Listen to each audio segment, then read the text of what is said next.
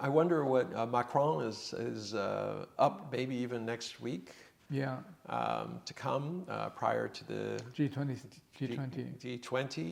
It'd be interesting to see what he does. He's been preaching European unity, but when he's in the room and there's an opportunity, one wonders what he will do. His preaching of European unity, unfortunately, is what we see today, is increasing disunity within the EU. Yeah, no, obviously, yeah. But I mean, his popularity is now at a record low. Yeah. I think he's looking to look presidential, statesman-like. So I wouldn't be surprised if he does come to Beijing, but it's not clear what he's going to do. Is he going to go the practical route and say, look, it's time for France and China to come together, agree on what we can, disagree on what we can't, or he's going to take it on the other side. He's going to come here and try to lecture people and give a kind of colonial era, you have to obey our disunity. Yeah, no, I think the French were certainly, are certainly putting something together, because I just received an invitation to speak at an online forum arranged by Referan, former Prime Minister. Yes. And he's expecting over 500 European business people to attend, to speak about China and European geopolitics and the economics behind it. Well, look, regardless of where you are in Europe today, when you see that, Schultz came over here and got 27 billion and it looked pretty good, he got a very nice reception, and you're kind of looking at your own balance sheet and you're saying, gee, we could use some business too. Seriously? Yeah, well, business and politics are never far apart. There's going to be calls and said, what are you doing to help our nation at a time when we are really up against the wall? I think it's quite interesting that all the press coverage had talked about Macron had actually wanted to come together with Schultz to China. Yeah, different flavor if they come Very together. different flavor. Yeah. The Germans, major power industrial conglomerates. The French, much more SOE oriented. It's very different. The economic structure is different. Yeah, and France is still connected to China, but not as big as Germany. That's Germany. Yeah. And then Germany, in terms of relations with the U.S., still U.S. troops, U.S. bases in Germany. The French has been preaching the development of a European independent security force and so on and so forth. Well, they're not the only one. Yeah. There are other countries who are saying, and a lot of the increases in military, you're already starting to hear grumblings that said, why should we be buying American hardware? They're not reliable. We should make our own. Yeah, they have their own aircraft makers, they have their own arms makers. Yeah. The Swedish, funnily enough, are very big in that. Israel is eyeing the market. France has its own independence. I mean, they have their submarines, their aircraft, etc. So Chinese-made drones are very good, And they're cheap. All right, let's talk a little bit about the U.S. elections. I mean, the elections are on Tuesday. Yes. And right now you have people, quote, kill them. Arizona election workers face midterm threats. People who are actually volunteering in most cases to be at these election polling places and help. Some of them get a small amount of money, but they're doing it for civic purposes, and now they're being threatened with death. And on top of that, this race is completely... Yeah, I think for many Chinese watching these elections in the U.S. and then people coming out and not recognizing the results of the vote. Well, no, you've already had, there's been a number of the candidates on the Republican side that said that they will not recognize the vote. Donald Trump has gone out on speeches and rallies around the world saying that you can't, around the United States, saying you cannot trust the vote. And instead of having two parties talk about how to make the country better, you have the two sides now threatening to kill people. What kind of civility is that? What kind of modern society, political system, modern society are we talking about? It's just absurd. How long do you think it's going to take to know the results? I would say that it'll take at least a couple of weeks. You think to know. so? Well, I mean, If the it's final close. results. Yeah, final results. Yeah. I do still think that the Republicans will take the lower house, and it's a coin toss on whether the Take the Senate, yeah. yeah. I think that the Senate will end up 50-50, 50 again. giving the Biden administration one vote. Yeah. I mean, the additional vote of the vice president can break ties and things like this. But it's going to be a dysfunctional government. The Republican side has already said that they intend to investigate everything. That's right, including impeachment. Impeachment, Hunter Biden, which I agree needs to be investigated. Yeah. You can't just have investigations one-sided if there's wrongdoing. And all of this is in the rights of the House of Representatives. Yes, they can hold hearings on whatever they want. That's right. They can on whatever form subject. panels, whatever they want. So instead of justice, we're going to get politics. Oh, That's not going to change it. You as a sophisticated political commentator and lawyer, what is that expression, the Vice President? President Pro tem. Pro tem. Yeah. To cast the tie-breaking vote. Basically, it was really the only power the vice president has, other than taking over the presidency in the event the president is unable. This brings up some old issues. There was in Tulsa, Oklahoma, there was a thriving black community, and their success engendered a lot of envy from the surrounding white community, and there was. Over a series of days, there was a massacre. They just went in and killed men, women, and children. Now, they hid it away. They refused to acknowledge it. And then a few years ago, they started finding mass graves and talking about it. Now, last week, they found another mass grave, obviously from that period and things like that, where men, women, and children were just thrown into burial pits, not to say goodbye to them, just simply to hide the truth. The realities are that if you look at international and domestic issues, this propensity to solve issues through violence, especially when it involves competition. And especially also when it involves racism. Race, competition, that's right. Everything. I mean, look at what happened with slaveholding and the revolts that were brutally put down. And the slaughtering of the native Indians. But it's not just a domestic issue. If you start looking abroad, how many wars, things. And this is a common theme, and the reason I bring it up, the competition with China, Russia, Europe, the US, increasingly relies on its military.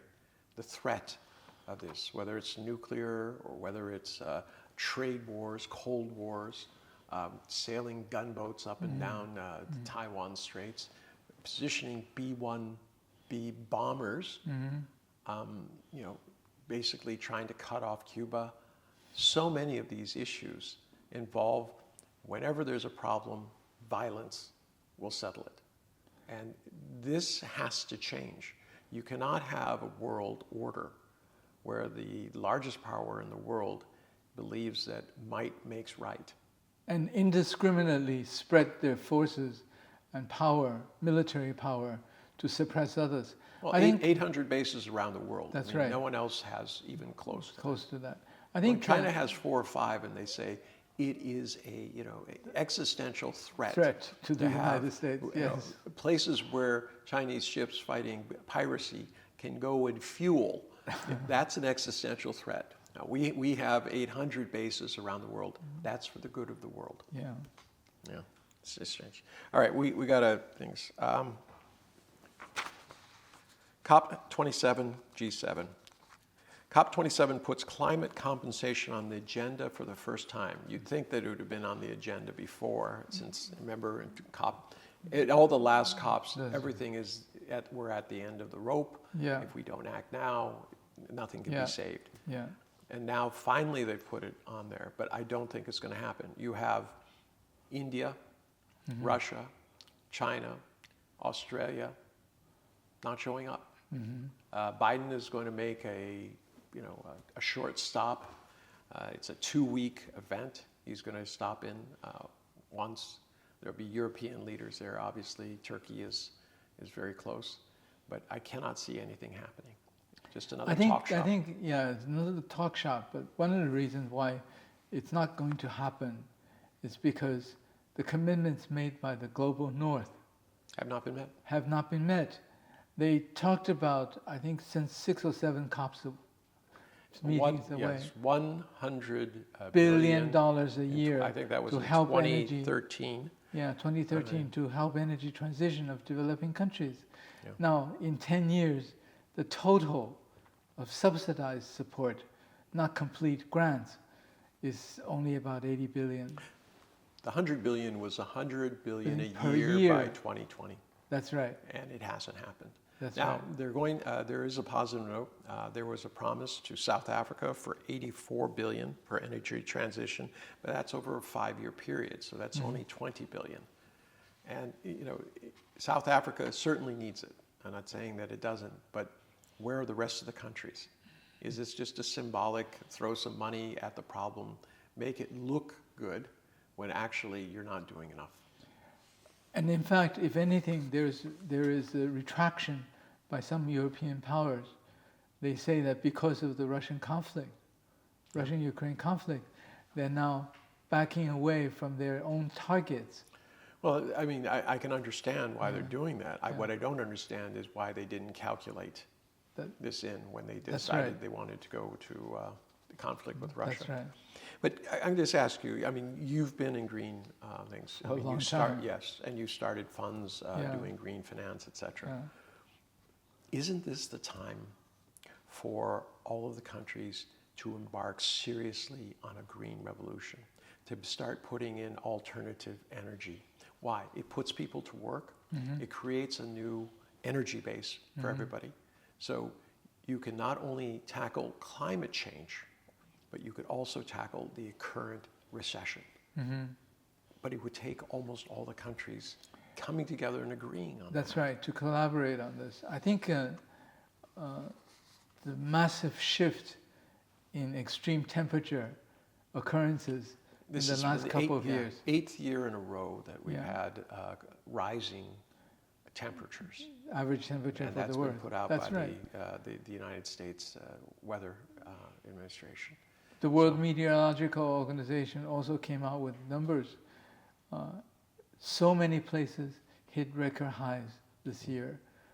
Rivers run dry and so on.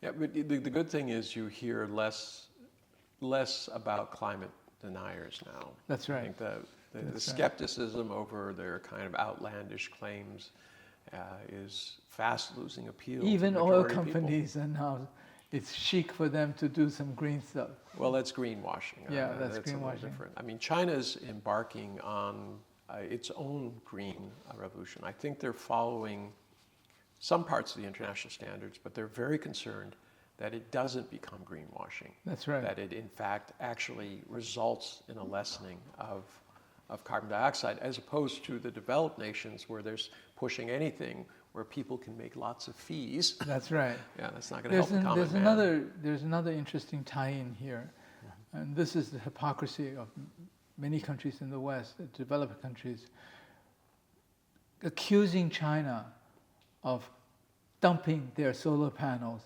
so putting anti-dumping duties on Chinese-made solar panels. Now, how ridiculous can that be in terms of solar panels, which creates solar energy, which is clean, which is fine? I mean, I think the logical answer is, since China already dominates the market, right? That's over right. 80%. Yeah. Accept them.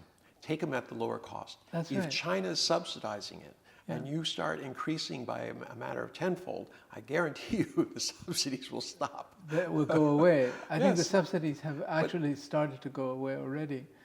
Well, they have. I mean, there's already a price on there. But this is an example of how countries as you said, it's hypocritical. They say we need cheap energy. You give them the opportunity to do that and say, oh, we won't take it because this is anti-dumping. It's Anti-dumping. against our industry.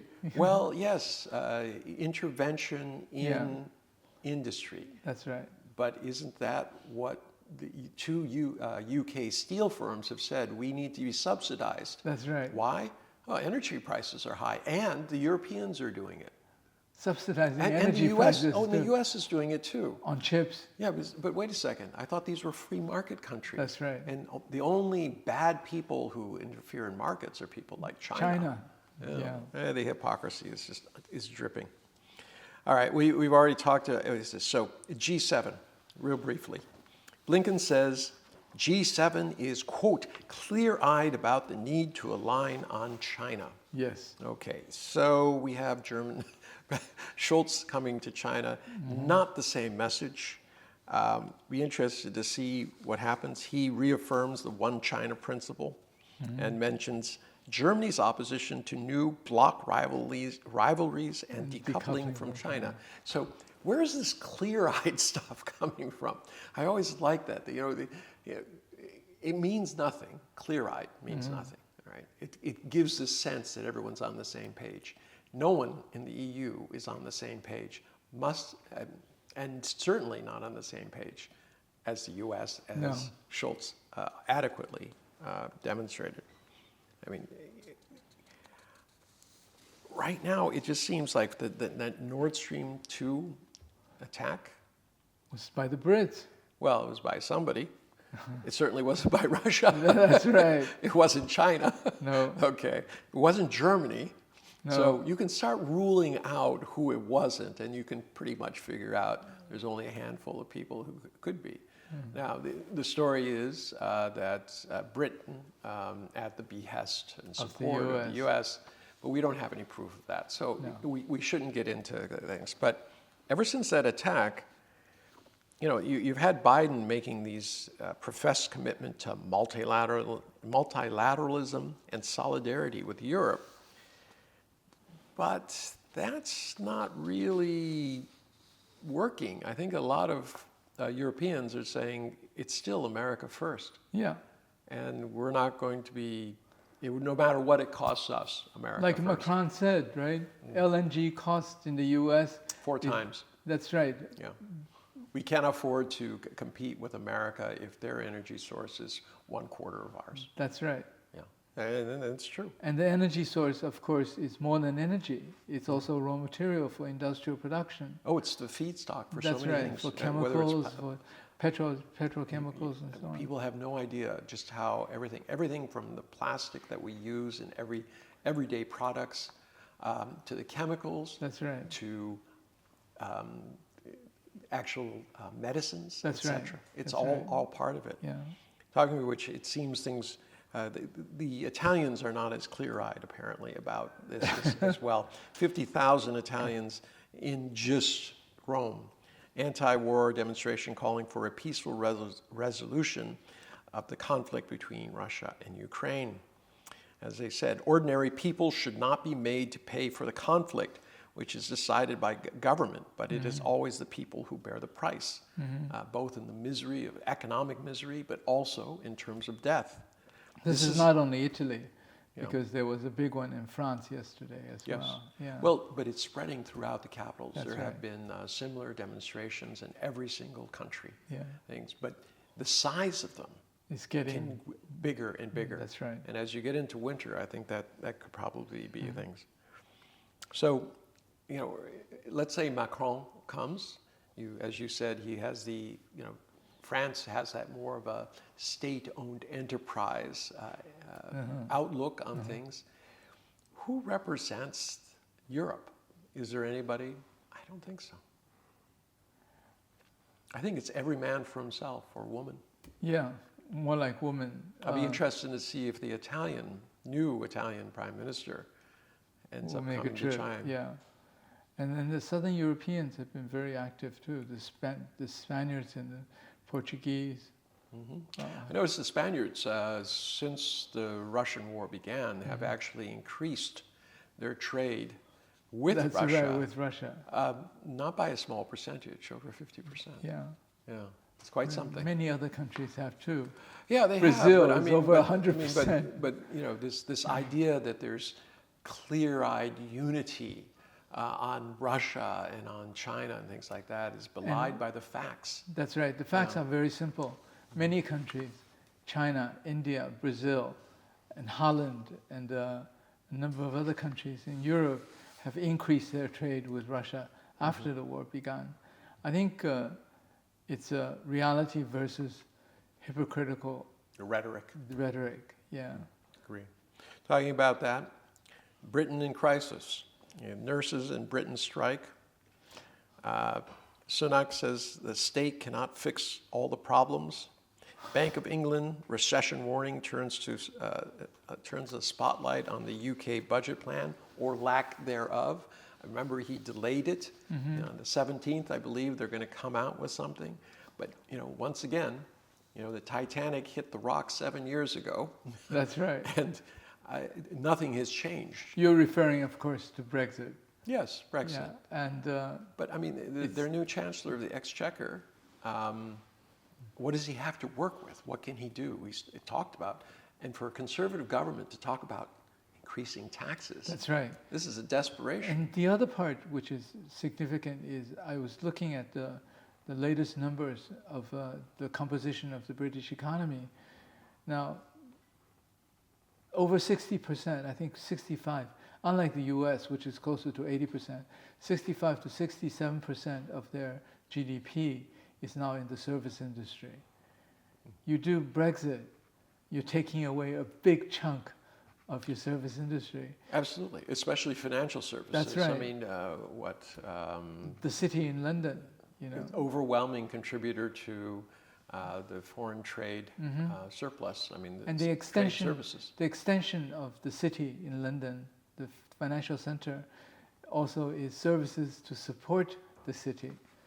Yeah. More than financial, right? It's a cascading.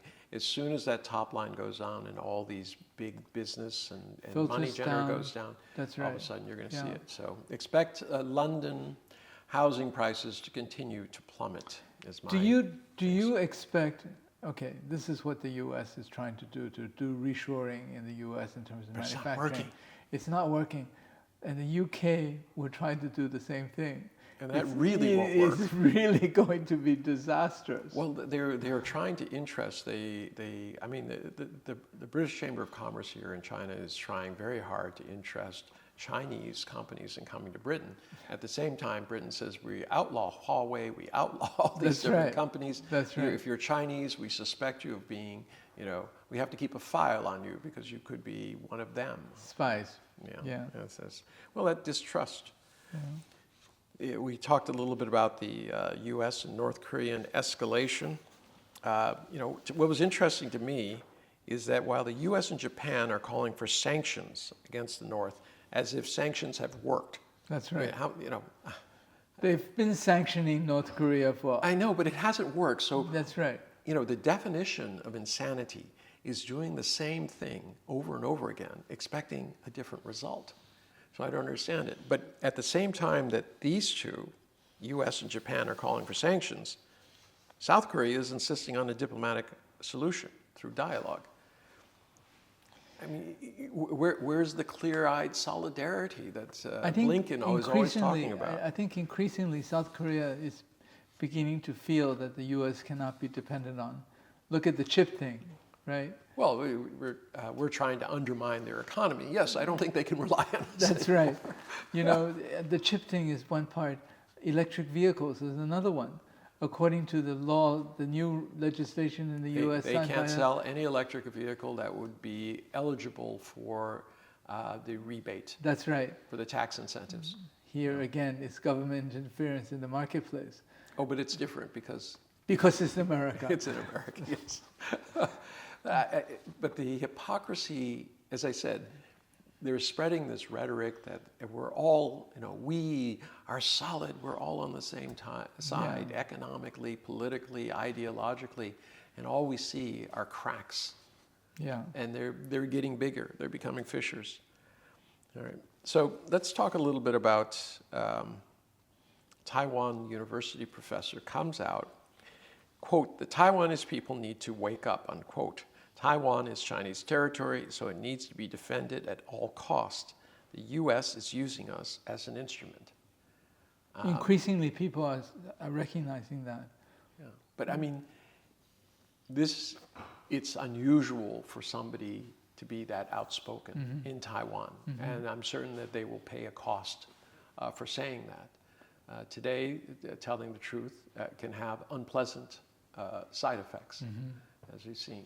So, what's your assessment of that? I think there are two things which is... By the way, make it clear, you were born in Taiwan. That's right. So I lived in Taiwan for quite some time. And the fate of Taiwan is near and dear to your heart. I think there are two things to look at here. Increasingly, people in Taiwan are recognizing that their fate, economic and otherwise, is bound with the mainland. Yeah. And that the U.S. is trying to make them into a proxy.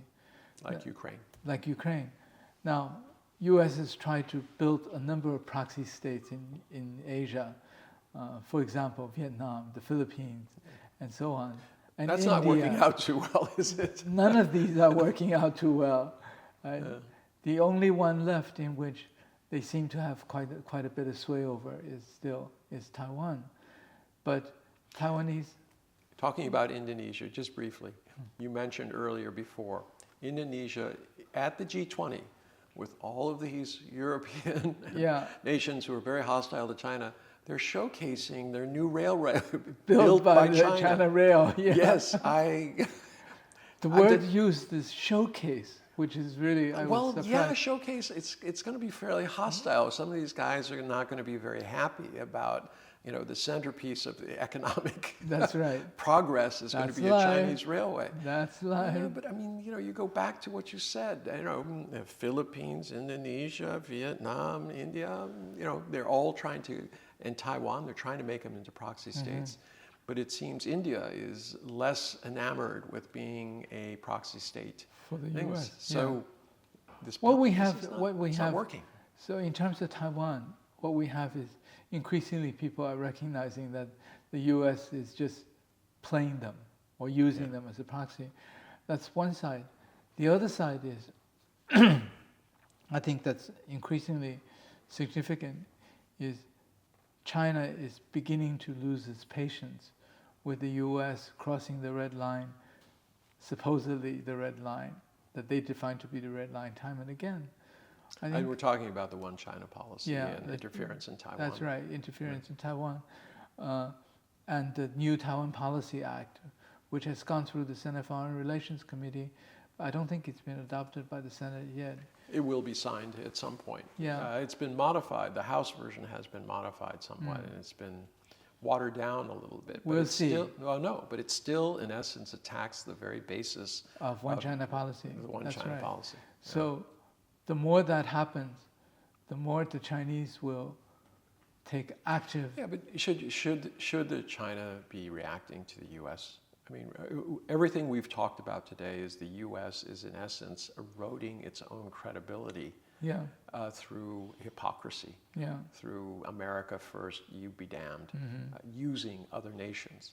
Wouldn't it be better for China to just say, we see the U.S. as unreliable. We wish to be reliable. Look at our track record. Look at the U.S. track record. Judge for yourself. That's exactly. I think that's exactly what China's doing. China's a great story. That's right.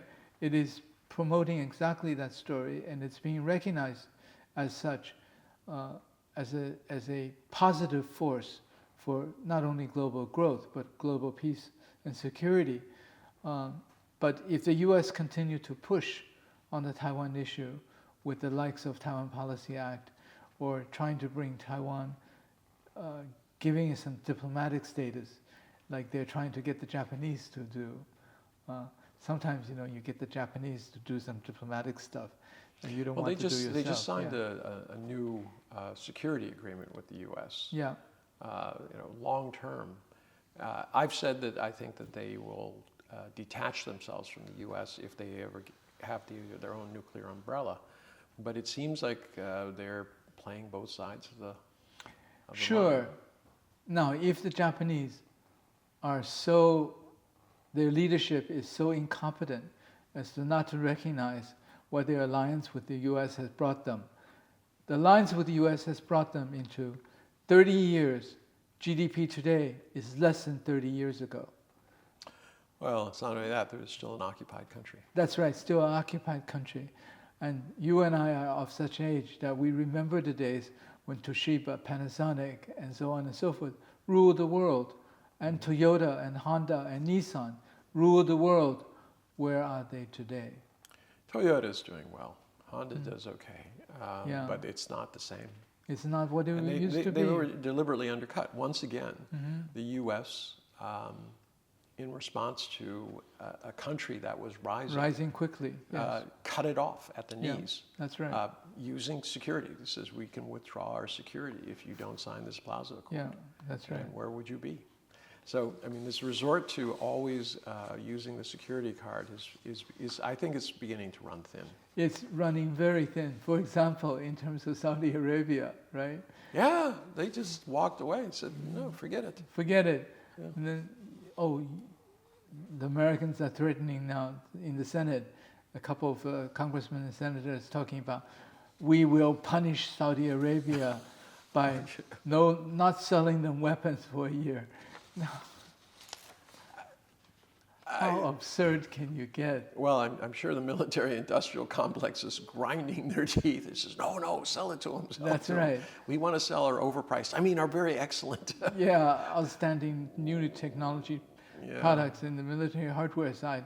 But meanwhile, F-35s continue to crash. That's right. Yeah. Meanwhile, the French, the Russians, and the Chinese armament manufacturers will be very happy to have further discussions. The last thing we need is more armament. That's right. The problem with weapons of war is they get used, as we can see in Ukraine. Yeah. All right. Well, that brings us to a close, unless you have any final thought for the day. Final thought for the day is, I think the last week with these heads of states visiting China, we are beginning to return to normal.